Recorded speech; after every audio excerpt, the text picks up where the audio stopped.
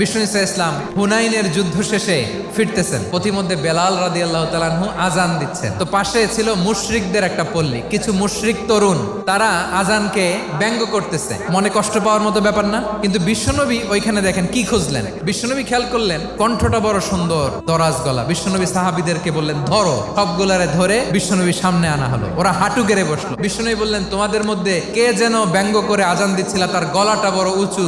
আবু মাহজুরা বলে আমার বন্ধুরা সবাই আমার দিকে আঙ্গুল দেখায়। আবু মাহজুরার মাথায় হাত দিয়ে বললেন এবার আজান দাও দেখি। আবু মাহজুরা বলে আমি তো আজান দিতে জানি না। বিশ্বনবী বললেন তাহলে আসো আমি তোমারে শিখাই দেই। বিশ্বনবী একটা বাক্য পরে, আবু মাহজুরা পরে, বিশ্বনবী পরে, আবু মাহজুরা পরে। আবু মাহজুরা বলে এক একটা বাক্য পড়ি আমার কলিজাটা গলে ঠান্ডা হয়ে যায়। বিশ্বনবীর সাথে দাঁড়িয়ে উনি শাহাদা পড়ে মুসলমান হয়ে গেলেন। বিষ্ণু ইসা ইসলাম বললেন যাও আবু মাহজুরা, আমি তোমাকে পৃথিবীর শ্রেষ্ঠতম মসজিদ মক্কার মসজিদুল হারামের মুয়াজ্জিন হিসেবে অ্যাপয়েন্ট করে দিলাম।